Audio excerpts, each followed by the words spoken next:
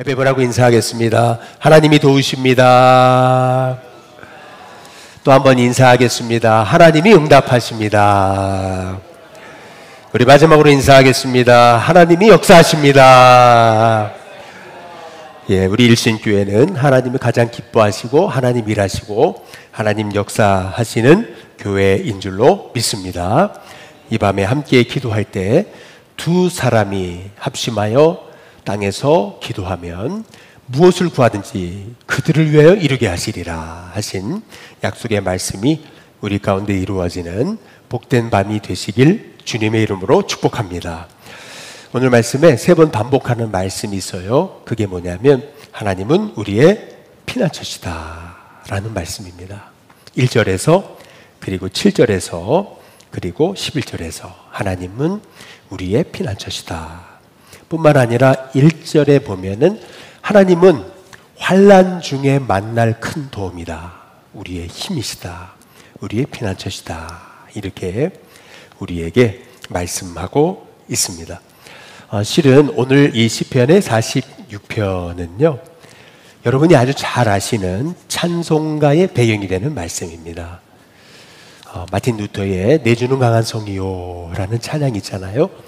사실은 그 찬양이 오늘 이 시편 46편을 루터가 묵상하다가 그가 써내려간 찬송시가 바로 내주는 강한 성이요 라는 그런 찬송인 겁니다. 내주는 강한 성이요 방패와 병기 되시니 큰 환난에서 우리를 구하여 내시리로다. 내 힘만 의지할 때는 패할 수밖에 없도다. 힘있는 장수 나와서 날 대신하여 싸우네. 이 장수 누군가? 주 예수 그리스도 만군의 주로다. 당할 자 누구랴? 반드시 이기리로다. 한번 따라해 보겠습니다. 반드시 이긴다. 반드시 이기리로다. 로마 교황청이라고 하는 당시에 날아가는 새도 떨어뜨린다고 하는 그 엄청난 권세 앞에 죽음의 위기에 몰렸던 루터가 오늘 말씀을 묵상하면서 하나님은 피난처시고 힘이시고 환난 중에 만날 큰 도움이시다 라고 이 말씀을 묵상하다가 이 루터는 고백하는 거예요. 반드시 이긴다.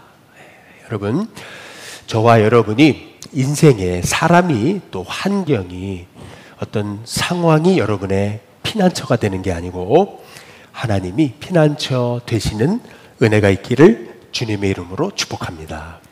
정말 하나님을 피난처로 삼으니까 그 역경과 고난 중에도 반드시 이긴다. 그렇게 고백할 수 있는 거거든요. 실은 오늘 시편 46편은요. 또 여러분이 잘 아시는 유명한 고전의 배경이 된 말씀이에요. 성 어거스틴의 하나님의 도성이라고 하는 아주 고전 중에 고전이 있습니다. 이 고전의 배경이 된 말씀이 오늘 시편 46편입니다. 이 46편을 묵상하다가 성 어거스틴은 그래 맞아. 이 땅은 아무리 흔들릴 것 같지 않아도 결국 무너지지. 로마가요 서고트족의 침공을 받아가지고 그래서 로마 역사상 가장 거친 때를 살고 있었어요. 당시가 가장 암울한 때였던 거죠. 가장 소란하고 어지러운 시대였습니다. 그런데 이 말씀을 딱 묵상하다가 성 어거스틴은 땅에 흔들리는 이 로마를 본 게 아니고 바로 하나님의 도성을 본 거예요. 흔들리지 않는 그분의 나라를 본 거죠. 다시 말해 지금 이 문제 속에서 성 어거스틴이 문제에서 도피한다는 의미가 아니고요. 환난 많은 이 세상에서도 그는 흔들림 없는 하나님의 나라를 바라보면서 오히려 이 흔들림 있는 이 세상에서 흔들림 없는 삶을 살아가게 됐던 비결, 그것이 바로 오늘 시편 46편입니다. 오늘 이 46편에서는 끊임없이 하나님은 나의 피난처시다, 나의 힘이시다, 환난 중에 만날 큰 도움이시다 이렇게 고백하고 있는 거거든요. 하나님을 나의 피난처로 삼게 될 때 우리가 어떤 복을 받게 되는 거냐면 먼저 오늘 46편 2절에서 3절에 보면은 그러므로 땅이 변하든지 산이 흔들려 바닷 가운데 빠지든지 바닷물이 솟아나고 뛰놀든지 그것이 넘침으로 산이 흔들릴지라도 라고 말하지 않아요. 그런데 그 다음 우리는 두려워하지 아니하리로다 이렇게 말씀하십니다. 하나님을 딱 피난처로 삼게 되면은 오늘 여기 말씀해 보니까 땅이 변한다, 산이 흔들린다, 그리고 바닷물이 솟아나고 뛰놀면서 그것이 넘치는 것 때문에 산이 흔들린다. 다시 말하면 여러분, 산이 흔들려가지고 바다 가운데 빠지는 거 보셨습니까? 그런 거 본 적 없잖아요. 바다가 넘쳐가지고 산을 덮었는데 산이 막 흔들리는 거 보신 적 있어요? 없잖아요.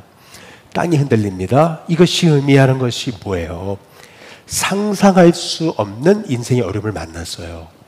그럼에도 불구하고 오늘 하나님을 피난처로 삼은 사람은 뭐라고 고백할 수밖에 없냐면 두려워하지 않습니다 라고 고백하게 된다라고 하는 말씀인 거예요. 다시 말해서 우리가 왜 하나님을 피난처로 삼아야 되는 거냐 하면 우리 인생은 끊임없는 예측불허인 거예요. 이제 조금 인생이 나아졌다, 이제 숨 돌릴 만하다, 이제 조금 뭔가 좋은 일이 있겠구나, 이제 이렇게 생각이 되면 또 어려움이 오고 또 생각지 못한 어려움이 오고 이제는 좀 나아지겠지 하면은 굉장히 생각지 못한 인생의 고난이 덮쳐오는 게 그게 우리 인생이잖아요. 그런데 우리의 상황이 또 우리의 환경이 우리의 의지할 인생의 대상이라면 우리는 흔들릴 수밖에 없습니다. 그러나 영원히 변치 않으신 하나님, 흔들리지 않는 하나님을 의지하기 때문에 땅이 변해요, 산이 흔들려가지고요 바다 가운데 빠져요. 그래서 바닷물이 막 넘쳐나서 산이 흔들립니다. 그럴지라도 우리는 두려워하지 않습니다 라고 고백할 수 있는 거, 그것은 우리의 인생의 참된 피난처 되신 하나님을 의지하기 때문인 줄로 믿습니다. 정말 하나님을 의지하는 사람, 그 고난의 절박함 가운데도 하나님은 두려움을 이기는 새 힘을 저와 여러분 가운데 허락해 주실 줄로 믿습니다. 여러분, 빙하가 있잖아요. 빙하는 바람 부는 대로 이렇게 휩쓸려 가는 게 아니고 종종 보면 빙하 같은 경우는 바람이 막 이렇게 뒤로 불거든요. 그런데 빙하는 앞으로 간대잖아요. 거꾸로 간대잖아요. 근데 그 이유가 있는 거죠. 빙하는 바람에 의해 좌우되는 게 아니고요, 철저히 바다 밑에 해류에 따라서 움직이는 거예요. 마찬가지예요. 우리도요, 이 상황과 환경에 의해서 흔들리는 게 아니에요. 하나님의 사람들은 우리를 이끌어 가시는 하나님이 계시다라고 하는 거예요. 환경은 정말 산이 흔들려가지고 바다 가운데 빠지는 환경이에요. 그러나 우리는 그 환경에 휩쓸리잖아요. 오히려 하나님이 기뻐하시는 방향을 갑니다. 왜? 두려움을 이기게 되니까. 여러분, 이것이 바로 하나님을 피난처로 삼은 하나님에게 주시는 복인 줄로 믿습니다. 두 번째로, 하나님을 피난처로 삼게 되면 우리는 하나님이 일하시는 걸 본다라고 하는 거예요. 오늘 46편 4절에 보면 이렇게 얘기하죠. 한 신하가 있어 나뉘어 흐른다 이렇게 말하잖아요. 환경은 어떤 환경이에요? 산이 뒤엎어지고 땅이 흔들리고 바다가 막 넘쳐나는 그런 상황이잖아요. 그런데 놀라운 것은 그러한 정말 인생의 절박한 상황, 다시 말해 루터에게 이것을 비유한다면 날아가는 새도 떨어뜨린다고 하는 그 절대 권력 로마 앞에서 이 루터는 뭐라고 그래요? 나는 반드시 이긴다 그렇게 고백하잖아요. 또 서고트족의 침공으로 로마가 무너질 것 같지 않았던 로마가 무너질 것 같아요. 그런데 그런 상황 속에서도 이 성 오거스틴은 흔들리지 않는 하나님의 나라를 바라보잖아요. 하나님의 도성을 바라보지 않습니까? 마찬가지로 오늘 이렇게 세상은 난리인데 지금 이 시편 기자는 한 시내가 있어 흐른다 그랬잖아요. 그게 어디로 흐르냐면 하나님의 성, 곧 지극히 지존하신 이의 성소에 흘러 성소를 기쁘게 한다 이렇게 말씀하고 있는 거죠. 여러분, 무슨 말씀이 생각나십니까? 저는 에스겔서가 생각이 나는 거예요. 에스겔이 바벨론으로 끌려간 지가 벌써 30년이 흘렀어요. 30년이라면 10년이면 강산이 변한다 그랬는데 얼마나 정말 끝이 보이지 않는 그 절망 속에서 이 바벨론 그발 강가에 흐르는 물 앞에서 이 에스겔이 환상을 보잖아요. 그게 뭐예요? 세상은 소망이 없어 보이는데 그가 하나님을 딱 피난처로 삼으니까 어떻게 해야 돼요? 그가 본 환상은 두 가지잖아요. 첫 번째는 마른 뼈가 사는 거거든요. 절대 회복되지 않을 것 같았던 마른 뼈가 살아나는 것을 봐요. 뿐만 아니라 그 고난의 한복판, 그 절망의 밤에 에스겔이 본 것은 뭐냐 하면은 그 성전에서 주님의 생수가 흘러나오는데 아니 발목에 조금 흐르다 말 줄 알았더니 아니 무릎에 오더니 허리에 오더니 머리 위에 창이라게 돼요. 그러더니 성전에서 흘러나오는 그 물을 통해서 아니 이미 성전은 무너졌잖아요. 성전은 이미 무너졌거든요. 이미 초토화됐잖아요. 그런데 놀라운 건 이거예요. 완전 절망 한복판에서 땅이 흔들렸어요. 산이 그냥 흔들려 바닷 가운데 빠졌어요. 그리고 여러분 바닷물이 넘쳐가지고 그냥 뒤엎어 버렸어요. 그런데 그런 상황인데 어떻게 됩니까? 이 에스겔은 성전 안에서 생명수가 흘러나오는 하나님의 꿈을 꾸잖아요. 근데 그 생명수가 어떻게 돼요? 에스겔 47장 9절에 보니까 이 강물이 이르는 곳마다 어떻게 되냐면 번성하는 모든 생물이 살아나고 고기가 심이 많아지고 이 물이 흘러 들어가는 것 때문에 바닷물은 되살아나고 그리고 강이 이르는 각처마다 모든 죽어갔던 영혼들이 산다.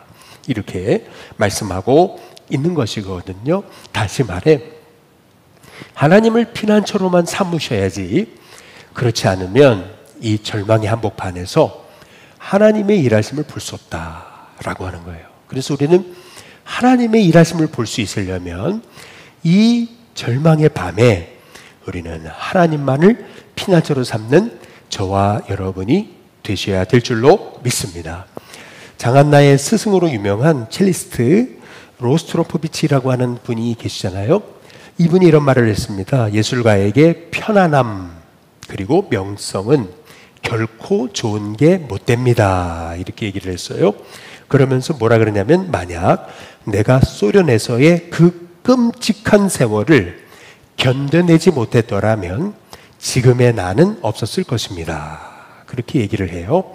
그러면서 좋은 연주자에게 어려운 시절은 꼭 필요한 법입니다. 그래야 비극의 감정에서부터 넘치는 기쁨의 감정까지 진폭이 큰 감정을 다 표현할 수 있기 때문입니다. 라고 얘기한 거죠. 다시 말해 고난은 성도로 하여금 아주 울림이 큰, 울림이 깊은 하나님의 사람으로 만든다라고 하는 거예요. 그래서 오히려 우리에게 고난이 커 보일수록 우리는 하나님을 피난처로 삼아야 된다. 그러면 생명의 생명수가 그 깊은 곳에서 흘러넘쳐서 그래서 수많은 영혼이 살아나는 걸 볼 거다. 그래서 하나님의 일하심을 보려면 우리는 하나님을 피난처로 삼아야 된다라고 하는 것이 오늘 우리에게 주신 하나님의 말씀인 거죠. 마지막 세 번째로 왜 우리가 하나님을 피난처로 삼아야 되는 거냐면은 여러분 하나님을 피난처로 삼아야 흔들림이 없으신 하나님을 피난처로 삼아야 우리도 흔들리지 않습니다. 그리고 뿐만 아니라 하나님이 도우시는 인생을 살아갈 수 있게 된다라고 하는 거예요. 여러분 우리가 하나님을 피난처로 삼았을 때 우리가 흔들리지 않는 이유는 상황이 좀 나아지고 좀 뭔가 될 것 같으니까 수입이 올라가고 예를 들어 교회 재정은 좀 늘어나고 또 사회의 경제 상황은 그래도 조금 많이 회복되는 것 같고 그래서 흔들리지 않는다라고 말하는 게 아니에요. 지금 이 시편 기자가 말하는 내가 흔들리지 않습니다 라고 말하는 이유가 있어요. 그건 뭐냐면 시편에 오늘 46편 5절에 보면 우리 같이 한번 읽어보겠습니다. 함께 있습니다. 시작. 하나님이 그 성중에 계심에 성이 흔들리지 아니할 것이라. 새벽에 하나님이 도우시리로다. 흔들리지 않는 이유는 뭐냐면 환경이 아니고 하나님이 그 성중에 계시니까 하나님이 우리와 함께 하시니까. 피난처로 나의 인생에 도움이 되시는, 나의 힘이 되신 하나님 나와 함께 하시니까. 그러니까 절대 흔들리지 않습니다. 아니, 오히려 새벽에 그분이 도우실 겁니다. 이렇게 고백하게 되는 거죠. 새벽이라고 하는 뜻이 뭘까 생각을 해보니까 새벽은 하루를 딱 시작하는 그런 순간이잖아요. 그러니까 하나님은 새 역사를 이루실 거고, 뿐만 아니라 새벽이 임하는 게 뭐예요? 새벽은 가장 춥고 가장 어두울 때 아니에요? 마찬가지로 내 인생이 지금 가장 끝이 안 보이고 가장 춥고 가장 어려울지라도 하나님은 날 도우신다. 이제 이 고백이 하나님이 성중에 계심에 흔들리지 않습니다. 왜요? 새벽에 그분이 도우실 거니까. 근데 이 고백이 하나님을 피난처로 삼은 믿음의 사람의 고백인 줄로 믿습니다. 그래서 신앙인은요, 한마디로 말하면 철저한 낙관주의자다라고 말할 수 있는 거예요. 철저한 낙관주의자. 이게 무슨 말이냐면, 그냥 나아지겠지, 형편이 좋아질 거야, 이렇게 어떤 막연한 낙관주의를 얘기하는 게 아니에요. 이거는 신앙이 아니에요.